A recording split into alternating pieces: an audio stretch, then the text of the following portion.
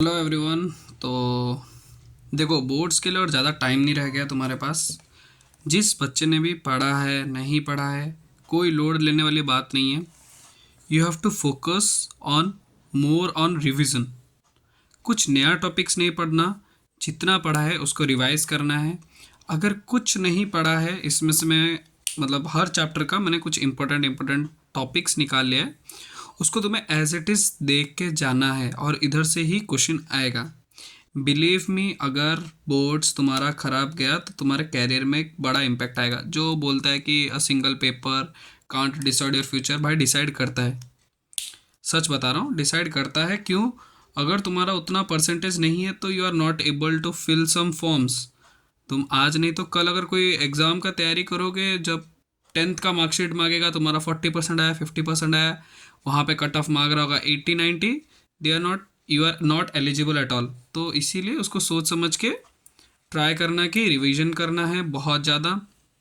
और टाइम नहीं है तुम्हारे पास, तो अभी मैं ज़्यादा टाइम वेस्ट नहीं करूँगा, ये वीडियो को हम स्टार्ट करते हैं, ठीक है।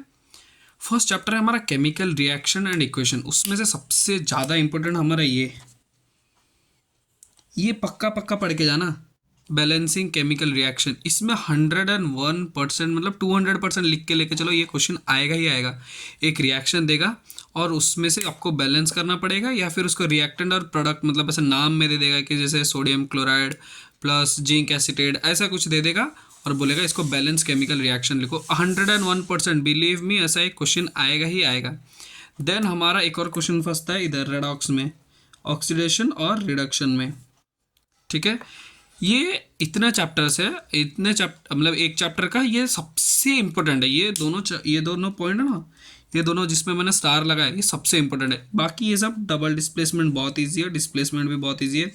जिसने नहीं देखा है you can go through my series, आप एक बार डिस्प्लेसमेंट एंड डबल डिस्प्लेसमेंट देख सकते हो। मैंने रिएक्शन सारा कंप्लीट करा चुका है, जिसको देखना है आप देख सकते हो। मैं इसका एक प्रॉपर वीडियो लेके आने वाला हूँ अभी बहुत जल्द, एसिड बेसिस का।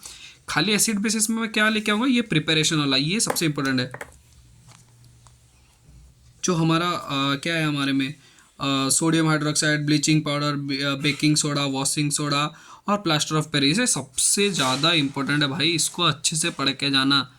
कुछ चीज़ चैप्टर में आए ना आए, ये पीओपी वाला रिएक्शंस हर वक्त आता है, प्लास्टर ऑफ पेरिस, ये इतना पढ़ लेना भाई। इसमें से क्वेश्चन पक्का आएगा अगर तुमने कुछ नहीं पढ़ा है तो, वरना पढ़ा है तो वेल एंड गुड, बट इसको फोकस करना है। जिस बच्चे ने भी पढ़ चुका है, you have to focus on this topics first of all, then we will forward, ठीक है। तो moving to the next topic और next chapter, metal and non metal. Metal and non metal एक बहुत ही ईजी और इम्पोर्टेंट टॉपिक है। देखो, इसमें से मेरे लिए, मैंने जितना देखा, पेपर एनालाइज किया है और मैं जितने जगह ऑफलाइन पढ़ा रहा हूँ, मैंने मेरे बच्चों को बोला हुआ है कि रिएक्टिव सीरीज से पक्का एक क्वेश्चन आएगा। देखो, वो किसी भी बेसिस में हो सकता है। मेटल एंड, देखो, रिएक्शन तो जो बच्चा नहीं पढ़ा है वो नहीं कर सकता, क्योंकि you can't remember all the reaction, because it is not about 1 or 2 reactions, it is more than 20 to 40 reactions है उसमें, अगर अच्छे से अच्छा क्वेश्चन बनाओगे तो रिएक्टिव सीरीज ऐसा एक टॉपिक है जहाँ से क्वेश्चन आएगा और ईजी है। That is quite easy as compare to reaction. Reaction से तो पक्का क्वेश्चन आएगा, बट हमारे लिए रिएक्टिव सीरीज ईजी है। क्यों? हमको पढ़ने के लिए ईजी है। उसको वो जो टेबल है सीरीज में दिया है, उसको यू कैन रिमेंबर दैट। और उसका कुछ निमोनिक्स है, निमोनिक्स याद मत करो भाई, निमोनिक्स याद करने में जितना तकलीफ है उससे बेटर वो टेबल याद कर लेना, ठीक है।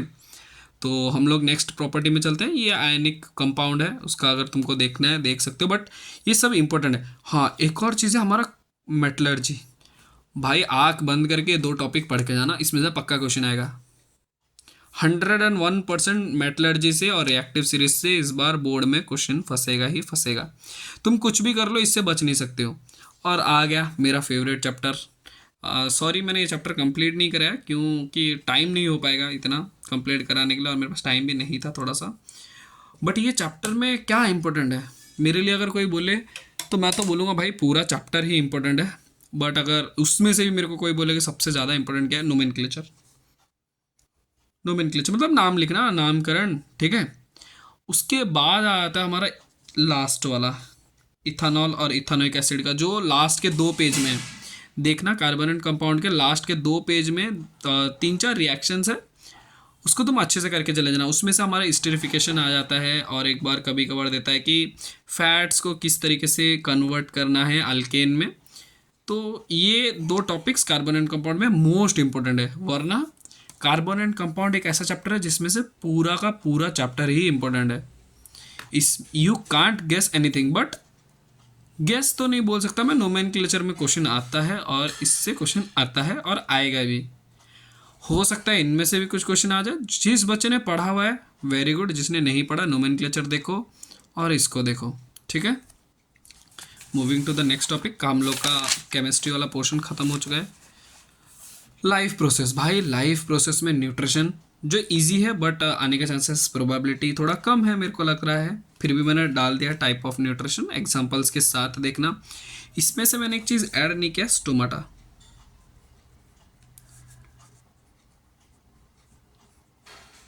Stomata with diagram, with figure, वो जो ओपन सेल गार्ड सेल वाला डायग्राम है ना हमारा राइट साइड में, you have to see that, okay. Respiration में जस्ट थोड़ा बहुत देखना।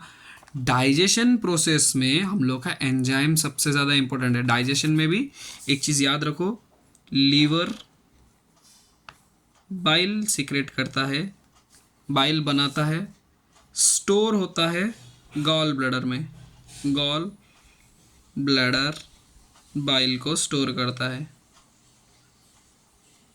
ठीक है। You have to remember this.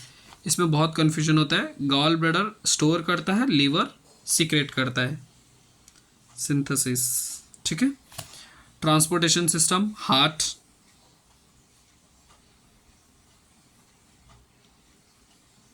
Heart है, और एक्सक्रेटरी सिस्टम है डायग्राम के साथ। जो तुम बायोलॉजी में पढ़ोगे you have to remember the diagram. देखो वीडियो लंबा होने वाला है बट प्लीज़ इसको कॉन्सेंट्रेट करके देख लो, हो सकता है स्क्रीनशॉट ले लेना, मैं लास्ट में स्क्रीनशॉट भी दे दूंगा अगर चाहिए तो। उसके बाद अगर तुमको लाइट का क्वेश्चन चाहिए, मैंने एक PDF बनाया हुआ है, मैं इसको शायद ट्राई कर रहा हूँ कि कम्युनिटी पोस्ट में डाल दूँ, ठीक है। अगर चाहिए तो comment down in the below, जिस जिस टॉपिक का तुम्हें या फिर कुछ थोड़ा बहुत हेल्प चाहिए या फिर कोई टॉपिक समझ नहीं आ रहा है, आप यहाँ पे कमेंट कर सकते हैं इस वीडियो के लास्ट पे। तो अभी चलते हैं हम लोग कंट्रोल एंड कोऑर्डिनेशन। इसमें भाई ट्रॉपिक मूवमेंट और प्लांट, और इसमें भी प्लांट हार्मोन में जो फ्रूट पकने के लिए गिबरलिन बोल के एक हार्मोन है वो हर वक्त पूछता है, और नर्वस सिस्टम, PNS और CNS ये दोनों, ठीक है। एनिमल हार्मोन थोड़ा बहुत पूछेगा, प्लांट हार्मोन सबसे ज़्यादा इंपॉर्टेंट है इधर, ठीक है। प्लांट हार्मोन सबसे ज़्यादा, इधर आ जाओ अभी। रिप्रोडक्शन, भाई ए सेक्सुअल रिप्रोडक्शन को बच्चे छोड़ के जाते हैं बट आता है उधर से क्वेश्चन, बिलीव मी। ए सेक्सुअल रिप्रोडक्शन को करना है हमें अच्छे से एग्जाम्पल के साथ। दूसरा मेल और फीमेल रिप्रोडक्टिव सिस्टम तो करना है, देखो वो तो तुमको पता है करना है। बच्चे क्या करते हैं, फ्लावरिंग वाला पार्ट को छोड़ देते हैं, बट फ्लावरिंग वाला पार्ट इंपॉर्टेंट है बहुत ज़्यादा। बच्चे जो छोड़ के जाते हैं ना, बोर्ड वही डालता है कि बच्चे इसको स्किप करके गए होंगे, बट हमें फ्लावरिंग वाला पार्ट को सॉल्व करना है। सॉल्व इन सेंस उसका पिक्चर देखना है, पॉलिनेशन पढ़ना है, स्टिग्मा, पिस्टल, वो सब। भाई इसमें आ गया हमारा सेक्स डिटर्मिनेशन, सबसे बड़ा टॉपिक। हेरिडिटरी में हम लोग जब पढ़ रहे थे, हेरिडिटरी एक बहुत बड़ा टॉपिक हुआ करता था, बहुत बड़ा चैप्टर था, बट अभी छोटा हो चुका है। इसमें सेक्स डिटर्मिनेशन पढ़ के जाओ, और मेंडल का वो 3 law, law of inheritance, law of dominance, ये 3 लॉ है, इस तीनों लॉ को पढ़ के जाओ बस। ये अगर इवोल्यूशन टाइम है तो evolution you can read, otherwise you can skip it. भाई आ गया ऑप्टिक्स। ऑप्टिक्स में घबराना नहीं है, ठीक है। You don't worry about optics. मैंने शायद मैंने ऑप्टिक्स का वीडियो बना चुका है, आप एक बार वहाँ से देखना, बहुत प्रिसाइजली मैंने एक एक चीज़ों को समझा है वहाँ पे, तो आप वहाँ से अच्छे से समझ सकते हैं। 1 minute, let me put the light here, yes, ठीक है। आप रे डायग्राम्स को जितना अच्छे से देखो या ना देखो, you have to see the Snell's law, law of refraction. Lens formula सबसे ज़्यादा इंपॉर्टेंट है हमारे लिए, उसके साथ मैग्नीफिकेशन वाला। एक और चीज़ याद रखो बच्चों, पावर का जो फोकल, हर पावर का जो एक क्वेश्चन आता है ना, उसका हम लोग को फोकल लेंथ मीटर में कैलकुलेट करना पड़ता है, इसलिए मैंने यहाँ पे लिखा है पावर का फोकल लेंथ हमको मीटर में करना है। उसके बाद हमको जब V और U कैलकुलेट करने के लिए उसको फिर सेंटीमीटर में कन्वर्ट करके निकालना, वरना गलत होगा आंसर, ठीक है। पावर का ये मीटर वाला, इस कॉन्सेप्ट को याद रखो। मैं इसको प्लस तो नहीं स्टार बना देता हूँ, मतलब स्टार तो नहीं, ये क्या है जो भी है, ठीक है। स्टार मैंने जो जो बनाया वो सब इंपॉर्टेंट है। अब आता है ह्यूमन आई। ह्यूमन आई का आँख सबसे बड़ा टॉपिक है, उसका सारा parts, you have to know the functions. उसके बाद आता है, ये छोटा सा टॉपिक है, this is a very small topic, so we can cover it in 1 to 2 hours। Next है हमारा डिफेक्ट और विजन, मायोपिया, बायोपिया, presbyopia, myopia, hypermetropia, presbyopia. You have to know the reasons why this happens. You have to know the corrections, which mirror we should, which lens we should use. That's all. And twinkling of stars, अगर तुम देखना चाहते हो देख सकते हो। Rainbow formation, ये दोनों का टॉपिक मैंने शॉर्ट्स में बना चुका है, शॉर्ट में मैंने अपलोड किया हुआ है, you can check it out. Next आते हैं हम लोग इलेक्ट्रिसिटी। भाई इलेक्ट्रिसिटी में कुछ पढ़ो ना पढ़ो, ओम्स लॉ पढ़ के जाओ। ओम्स लॉ से क्वेश्चन आता है और इस बार भी आएगा, पक्का है ओम्स लॉ के लिए। ओम्स लॉ तुम लिख लो मेरे से, मैं 101% बोल रहा हूँ, इससे क्वेश्चन आएगा। 1001% ले लो, चलो 1001%। भाई छोड़ना नहीं है इसको, है इतना छोटा सा लॉ, समझने के लिए ईजी है, बिल्कुल क्रिस्टल क्लियर हो जाएगा। आराम से इसको एक बार देखो। मैं प्रेफर करूँगा कि आप एक बार अलग सर का वीडियो देख सकते हो, ठीक है। He is a very good teacher. और फिर सीरीज़ और पैरेलल का कॉम्बिनेशन रेजिस्टेंस के साथ, फिर इलेक्ट्रिक पावर एंड एनर्जी देखना, बट इसको मत छोड़ना, सीरीज़ और पैरेलल। भाई बच्चों को इलेक्ट्रिसिटी में बहुत डाउट होता है, बट ये है बहुत इजी चैप्टर, ठीक है। नेक्स्ट आ जाते हैं हम लोग राइट हैंड थंब रूल। सबसे बड़ा इंपॉर्टेंट है राइट हैंड थंब रूल और इलेक्ट्रिकल इन डोमेस्टिक सर्किट, मतलब AC DC वो सब, किलोवाट आवर, ये सबको कन्वर्ट करना। That's it. इसके बाद आता है हमारा लास्ट चैप्टर, इकोसिस्टम। उससे भी ज़्यादा हमारे पास ये दोनों टॉपिक हैं, ओजन और बायोडिग्रेडेबल। देखो ये तुम लोग ज्योग्राफी में पढ़ के आए हो, बायोडिग्रेडेबल क्या है, नॉन बायोडिग्रेडेबल क्या है, बस इसको एक बार देख लेना। ये चैप्टर बहुत इजी है, you have to focus on this chapters mostly. देखो सबसे बड़ा चैप्टर हमारे लिए वेटेज करेगा कार्बन एंड कंपाउंड, है बड़ा इजी चैप्टर, बट बहुत सारे टॉपिक्स है, we should cover a lot.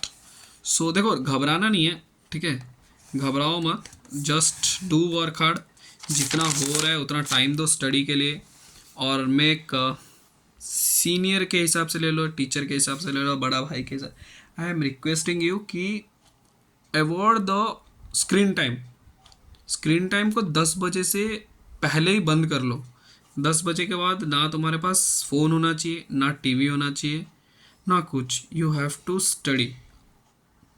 अगर नहीं हो रहा है, keep the books aside and go for a sleep. सुबह उठो, सुबह मैथ्स करो, बढ़िया है, सुबह मैथ्स करो। मैं एक परफेक्ट टाइम टेबल तुम्हारे लिए बना रहा हूँ, अगर जो बच्चे फॉलो करना चाहते हो कल परसों तक आ जाएगा टाइम टेबल, ठीक है, तुम्हारे पास। तो all the best for your boards examination. तो चलो सब लोग स्क्रीनशॉट ले लो, जिसको जिसको स्क्रीनशॉट लेना है। होप कर रहा हूँ स्क्रीनशॉट ले पा रहे हो तुम लोग। देखो भाई लाइट का थोड़ा सा इशू है मेरे रूम में, ठीक है, तो एडजस्ट कर लो, बहुत जल्दी वो सॉल्व हो जाएगा। मैं लाइट लगवा रहा हूँ अपने रूम में, बड़ा बड़ा लाइट्स।